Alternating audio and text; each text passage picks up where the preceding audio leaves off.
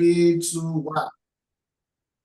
All right, guys, so welcome back to the Views of the Fans, or Views from the Stand, as we call it. And then we've got the Gladiators here.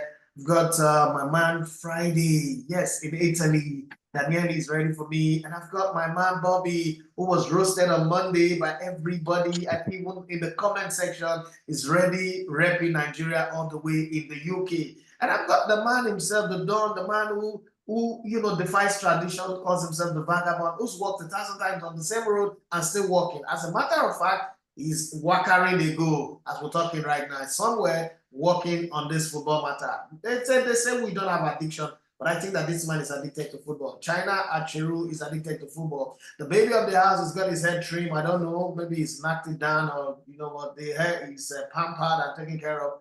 Ayodeji Abib is as well. So let me start with you, Daniele. Football is on the national team side of the divide. What is your expectation? What is going on? Italy has got a game to play in the Nations League qualifiers and everything. Give us your take before you leave us for your appointment. Hello everyone, thank you. So yes, it's Italy is going to start with a very difficult, very tough match, as Italy are playing against France in Paris. So it's going to be very tough. I think at the moment France and Italy are, speaking in terms of football, are two different planets. They play two different leagues, even though they're in the same league in the UEFA Nations League. So I think for Italy, what's important to see is just to try and build a team on the ashes of what happened after, the European Championship. The players are more or less the same. I think Spalletti called, the best players, as he did 2 or 3 months ago. It's just there's a kind of lack of quality in certain key positions. There are good players. I don't think that the Italian team is that bad. There are good players. It's just that when compared to the past, we kind of lack those two players that can really make the difference when things get tough. So a number 10 or a number 9 that can create a goal out of nowhere. Because apart from that, okay, it's not excellent players as it used to be. Like when Italy won the World Cup 2006, it was all incredible players. 4 years prior to that, it was the squad was even better in everyone's opinion. In Italy, 2002, that was the kind of pinnacle. So we don't have the type of excellence, but I think with a player who was able to make sure that he can score 1 or 2 goals when that's needed, the team would be okay. Obviously, France is a different level. So it's just time to try and build a new team spirit. Then the next game is Israel. But the UEFA Nations League is not really the goal. The goal is to cement the unity, find, try and create a good team to qualify for the next World Cup. That's the real goal. Nobody cares about UEFA Nations League in Italy, to be honest with you, but everyone does care about qualifying for the next World Cup. Italy have missed out from the last 2 World Cups, so definitely it will be a big deal. Italy is a big team when it comes to the World Cup. Missing out from the last 2 World Cup is a shocker for me, but it is what it is. When you look at this team right now, France also didn't do well at the Euro. If you were to advise the coach, if you have to lend your 2 cents or €2 to this conversation, how would you advise Spalletti to set up against the fast counter-attacking French side? I think the players are the players that he called. You can't really ask him to do, anything different, in my opinion. And then people put the blame on him. Yeah, maybe some players played out of position in the European Championship, but I think, these are the players. So, it's just a blanket that is too short. So, whichever way you pull it, it's not going to cover the whole body, if you know what I mean. It's just, the players are okay, but there isn't that quality that France have. France could line up 3 different teams and they would all probably be better than Italy, because this is the situation at the moment, and it's not just the coach's fault. It's a kind of systemic problem. And also, I was mentioning a couple of episodes ago the fact that in Italy we need to change our mindset in terms of, trying to launch really young players. In Italy, 23, that's still considered young. But Jude Bellingham, Musiala, Pau Cubarsí, Lamine Yamal, or even some French players. You think about Mbappe, he was 19 when he won the World Cup. So, they're not scared to launch players when they're very young. Endrick with Brazil, So we should do the same. We don't have that quality, but we've had some very good, promising teenage players. And, if they don't find the confidence to be able to play at that level, because we wait and wait and wait, then obviously they're going to lose confidence and eventually become average, turn into average players. All right, thank you very much, Anelli. And I mean, it's very insightful when we talk to you, and it's been very, very nice. Let me circle to Habib. Danelli, you can leave at any time you are comfortable with leaving, but thank you for sharing your Italian talk with us. It's always very, very educative. Let me go to Habib. Habib, let's start with you on this one. When Osimhen won the Italian Serie A and also was the top goal scorer, the conversation around him almost make you feel like he's done the impossible. Everybody should fall down and die. Everybody should bow down and worship him. They should give him the Ballon d'Or award, and then he also won the African Ball of the Year. But then I'm looking at a player like Lautaro Martinez. Somebody's noise is coming from somewhere.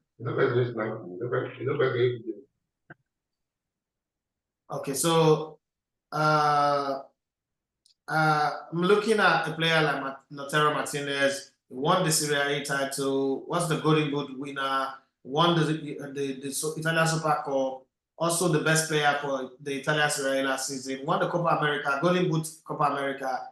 The kind of noise that we make for Osimhen is not there. And Osimhen's transfer, even though he's gone on loan to Galatasaray, there's always this feeling that the boy is a ticking time bomb. And I know that people will come in the comment section to say that he doesn't like it. And I wonder where that is coming from. But if there's a problem, we need to fix it. Clubs don't like their transfer conversation to be in everybody's lips. And yesterday I watched Aaron Akeredolu of Arise News bring that conversation that they had in private and make it look public. And again, what do you make of the whole Osimhen baggage and his newfound entourage of influencers who would fight anybody who dare to have a divergent opinion about what he's done, whether it is the insulting of Finidi George or every Nigerian or the national team and all that? What do you have to say about it? Oh, yeah. Thank you, Edafi. I think I've been waiting for this question for a very long time because I've analyzed this question in my head. So first of all, I'll start by saying our generation, like younger generation like us, we have this word that we used to describe footballers nowadays. We call it aura. So first of all, Osimhen has that aura, like the younger folks will say. He has that aura. He has that mega star stardom with him. Like he's a big player. Really? Yeah, he's a big player. He's a big player. He's a big player. He has that stardust quality. Yeah, I'll use the word stardust quality for an African player. And he has this entourage of media influencers around him, which is kind of interesting because hardly do we see like African players, especially African players, have the media on their side. Well, the media I'm talking about this time is called the digital media, not the traditional media that you have with the newspaper or your BBC, but the digital media where you have your influencers, you have people on TikTok, you have people on X, you have people on Instagram that are on your side. So any narrative that is being put out there is in favor of Osimhen, is in good favor of Osimhen, which is kind of interesting to see that, oh, you have this media that supports you. And if he does anything bad, you have like this bandwagon of people who are ready to attack you. And which is kind of like unusual for especially African players. And I would have really loved to see Osimhen move to like England, where you have this clash of digital media and the traditional media face ahead.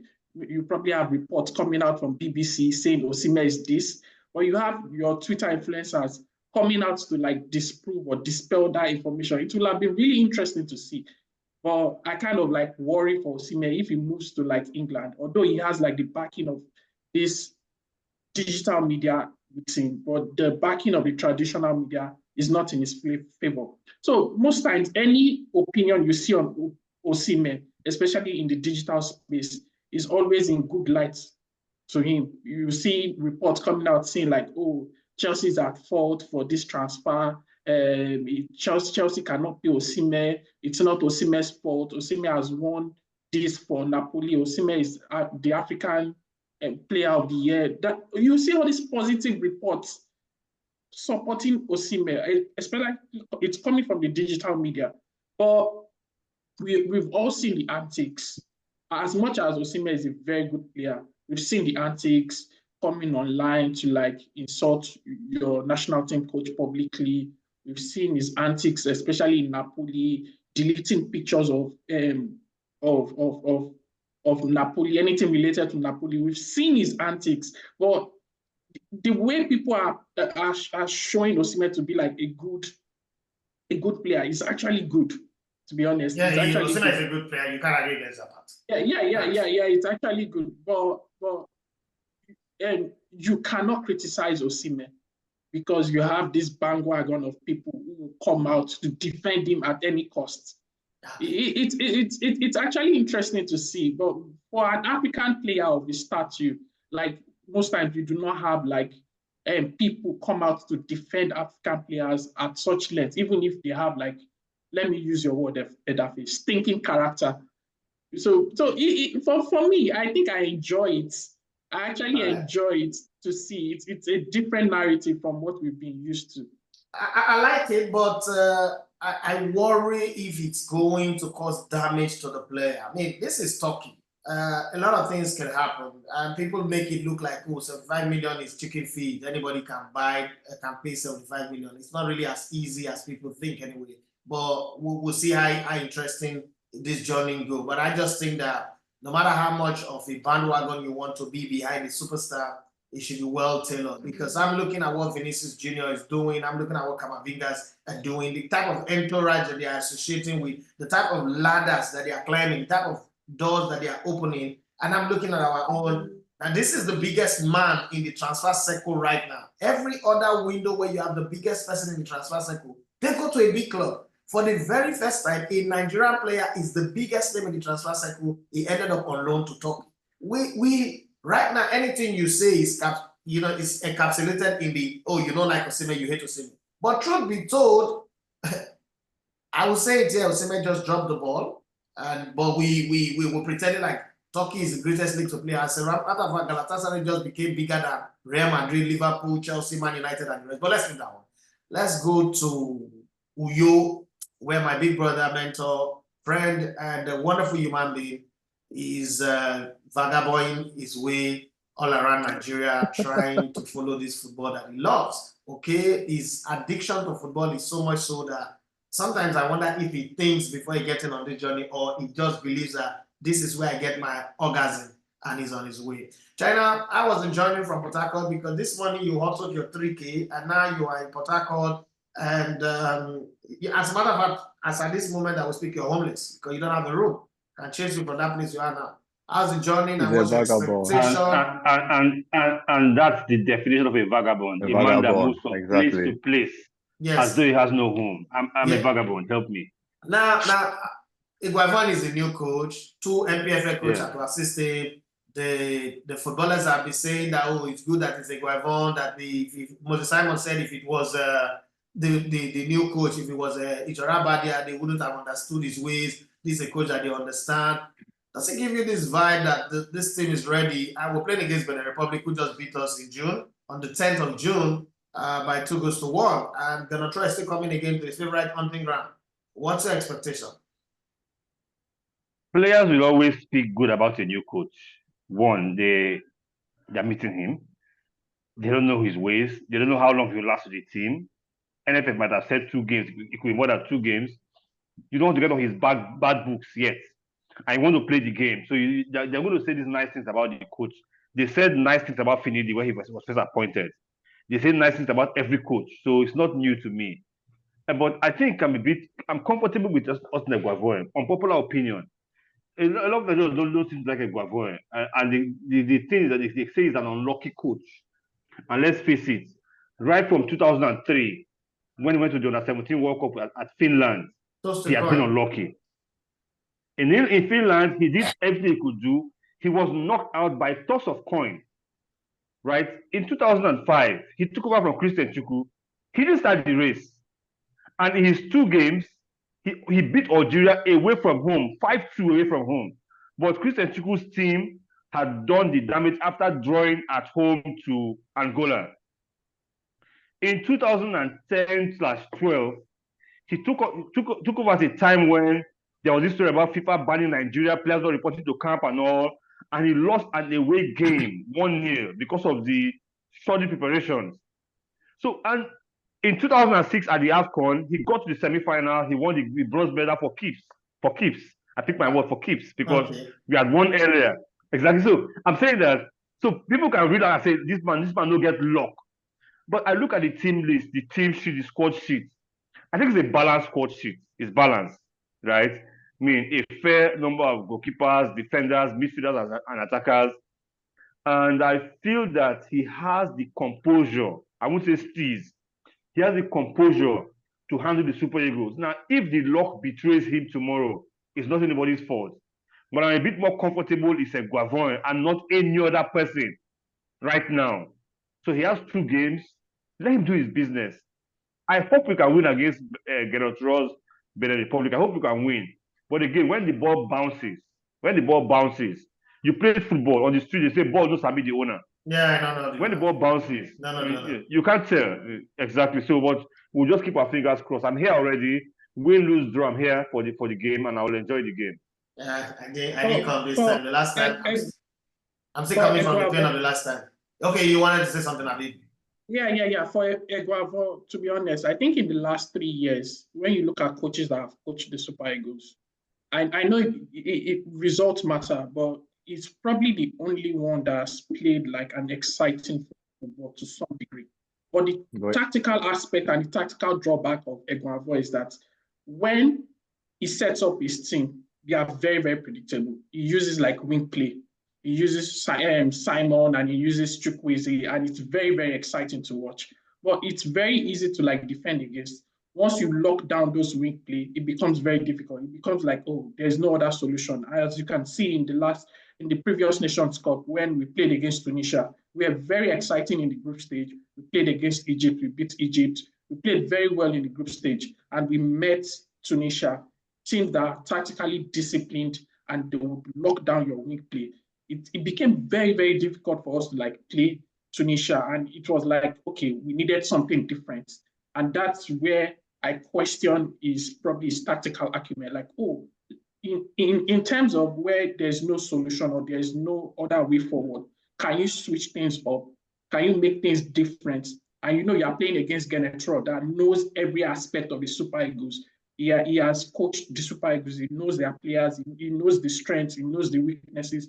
Genetro will probably set up in a way that is very, very disciplined, and Eguavoen needs to think outside the box. You don't have to be predictable against Genetro. When the chips are down, what can you do differently against Genetro? You need to be different. I know Eguavoen plays exciting football, and it's very enjoyable to watch, but you need something more than. Let's go to Bobby. Bobby, I'm going to take you away from Nigeria. Ireland and England battle there is no rivalry. It's like River played Boca Junior, the Derby de la Bombonera Derby. There is something about this game so bad that the last time it was shouting that was the coach of Ireland, and it was a guy who won the World Cup with England. Now he came in and they were calling him Judas. And according to the story, he told Cascarino that I won the World Cup for these people. Look at what they're saying to me. But beyond that, so bad the rivalry that UEFA and FIFA agreed to put them apart. Know how they managed to rig the fixtures that they are not ever playing each other. That's 30 years ago. Now they want to play.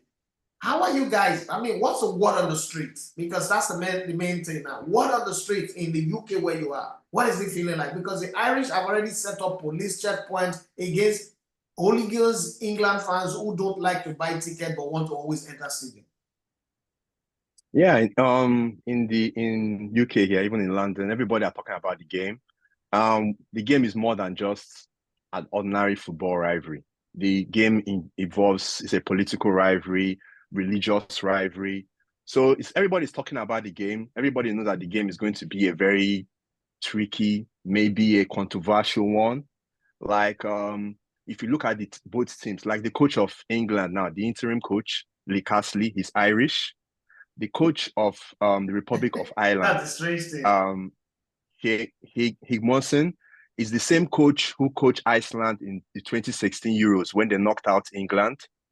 If you look at all these connotations, the invitation of Morgan Gisbert, basically he's the first Nottingham Forest player to be invited since the mid-90s, and the last person was Stuart Pearce. Yes, so it's going to be a tough battle. And this one is taking place in Dublin. It's not even taking place in England. So some of the English are fearful.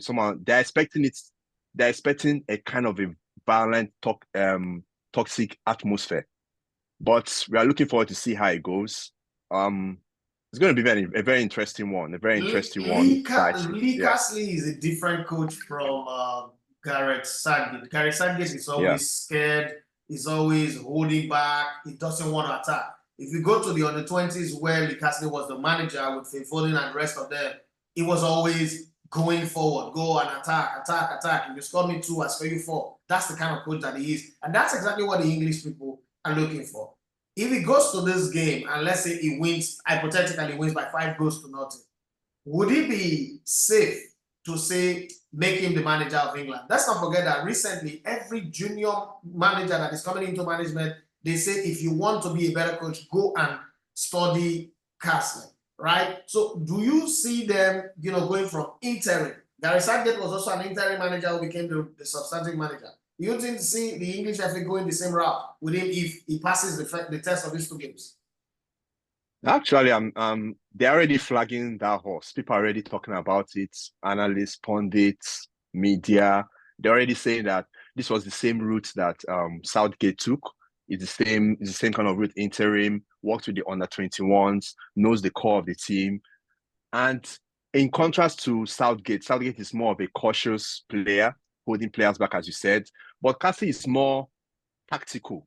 He does the tactical aspect of the game, the build-up, patterns of play, all those kind of stuff. He brings up sorts things to the game. So the way I'm looking at it, he looks likely to become the English manager. Especially if he's because they said there are some people who are watching over him, like some of the directors in the FA, that there are things they're looking out for, like the atmosphere of the camp. They're looking at how players relate to each other, how they relate with the coach, the way they play, confidence, the new things he's bringing to the team, and how he brings and the kind of players he brings into the team. So these are the things the directors are looking at to know whether he can go forward. But from the way I'm looking at it, because especially if you look at like the coach of Spain, it's the same route.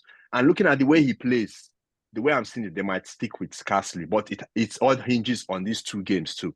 The outcome of the 2 games that they're going to play. It is from under 17, under 19, under 20s, senior national team.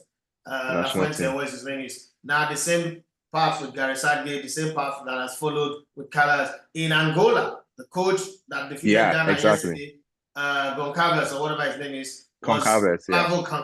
It's the same route, under 15, under 16, under 18, under 19, national national team.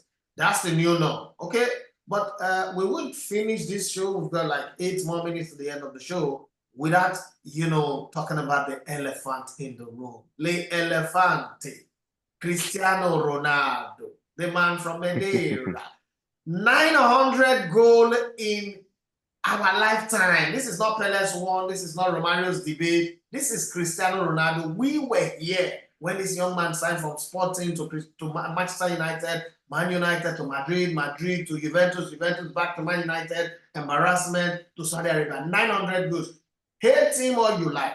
Dislike him all you like. Say all you want to say. Brother man, this guy scored 900 goals in our lifetime. We were all adults, maybe Habib, but the other ones of us are all adults when this man started playing. 900 goals. 20 years ago, I was 25, going to 26, when Cristiano Ronaldo signed for Manchester United, or when he started playing, sorry. Nobody would have predicted that a player, not even Raul at the time, Ronaldo da Lima and the rest of them, would do 500 goals. But right before us, he scored all these goals. We saw all of them. Maybe live on TV or live in the stadium or replay. We saw all of these goals for club, country, and the rest. What is your greatest Cristiano Ronaldo moment? Let me start with you, Bobby. Greatest Cristiano Ronaldo moment. Oh, I would say greatest Ronaldo moment should be the goal he scored against Portsmouth. I think that should be 2008. It was a free kick. The game ended 2-0. Yeah, that's the African. That's actually, to me, that's the best Cristiano Ronaldo goal I've seen. Yeah, that goal. That was it. Habib, you may not have seen him from the beginning. You might still be breastfeeding when he started, but you grew up into the man. What is your greatest Cristiano Ronaldo moment? Might not be a goal, it might be award-winning, it might be a speech, it might be an interview, so we don't narrow it down to just goals. Something about Cristiano Ronaldo that just stays in your head rent-free and it's not leaving. Yeah, it has to be the Champions League final 08. Because it has the ups and downs of Cristiano Ronaldo. So Ronaldo scored the first goal in the Champions League final. Brilliant header, like fantastic header. And in that same match, he goes on to miss the first penalty for Manchester United. So you could see, especially when we won the Champions League, you could see the relief in his body. You could see how he was crying because it meant so much to him. So you could feel like the roller coaster of Cristiano Ronaldo. You could see how he was superhuman to going from superhuman to human in the space of 180 minutes. It was incredible to watch. It was like an exciting player. And it was that same year he went on to win the Ballon d'Or and the FIFA best player in that season. It was remarkable for me as a Manchester United. And I know you don't like Manchester United, but one thing I cannot call you is a hater. You are not, and have never been a hater. You are the guy who sees things a lot more objective. I pride myself to be very objective and highly critical. Probably that's why people have issues with me. But you're very, very objective and you're also more subtle. You are more of a tango dancer and a salsa dancer. For me, I'm a violent. I agree. China, what's your greatest Cristiano Ronaldo? I wonder why you have to link it with Manchester United. It doesn't have to be for Manchester United. Sorry. But my biggest moment for Cristiano was when they won the Euros. Remember, he got injured and couldn't play the games. Yeah. And a lot of people said he was almost the coach of the team. You could see him standing in the dugout with the coach. You could see him frantic. You could see him acting like he wants to run into the pitch and play, yet he couldn't play. And when they eventually won the Euros, you could see it in him that he was injured. Exactly. So for me, remember that. Those are moments. You can't rehearse those moments. You don't. Those are moments that when they come, you look back with nostalgia. And whenever I think about Cristiano and his successes, I go back to those games, especially that Euro final. It was massive. Just by way of adding something that doesn't matter to this conversation, Dolphins went from second division to win the FA Cup. I don't know if you remember that. You should. Yeah, I do. 2001. Yeah, and I just want to bring this in. Talk to me about that Dolphins Victor Ezeji. Because there are some similarities between the energy of Victor Ezeji and what you just described of Cristiano Ronaldo. Use 1 minute to talk to me about that Victor Ezeji. Ezeji was an enigma, right? Too bad he didn't make it. He didn't have a great career outside Nigeria. He played in Tunisia and played in Denmark for a bit. He was an enigma, one of the most intelligent footballers I've seen in the Nigerian league, right? He could score, he could provide, he could motivate. I remember at Dolphins in 2005, when we went to the Confederation Cup final, he was injured for most of the campaign, but the club made sure he was on every trip. So it was like when the players looked back on the bench and see him sitting on the bench, they got motivated to play. So the Dolphins team from 2001 on the 2008, when he eventually left Dolphins, it was a massive team because of his motivation. And again, right there on the pitch, until injury slowed him down, he had speed, he had composure, he could shoot with both feet. I mean, the right a bit weaker than the left, but he could shoot with both feet. He was good in the air. He could provide assists. Victor was an enigma. That's all I can say about him. Yeah, for those of you watching, you might like, okay, why is he bringing Victor Ezeji? I just want to let you know that in this country, we've also produced certain kind of players that were game changers. If you come into the game, you know that something is going to happen. I would remind those who follow the lower league in Nigeria back in the day, not these days where we don't even know what they're playing, it just happened. Is that Hagi that I'm seeing behind you? That's Clarkson Hagi, yes. That's Don Kilikili. Can you bring him close to? Can you bring him close? Let me bring him close. So for those who watch TV. For those who watched my show earlier on, I said that the greatest dribbler I ever saw play football, now that includes Maradona, Messi, and the rest, is this man behind China, actually. He might not have the access to talk to us. I don't know if he's hearing me, as China is using me. Okay, so I said earlier on my show today that the best dribbler of the ball, the guy with the most perfect ball control that I've ever seen play the ball in the world, that includes Maradona, Zidane, Okocha, Messi, Ronaldo. Unfortunately, I have no tape. Yes, I will put my life on the line for this man. This is the guy. He was just too playful. He was not a serious person. But when it comes to the skills of the game, there's nobody on his level. That's the guy I was talking about this morning. I just wanted to bring him on the screen so that you guys see. So now let me tell you guys my greatest Cristiano Ronaldo. So Cristiano Ronaldo had reached the place where he felt like he was fading away.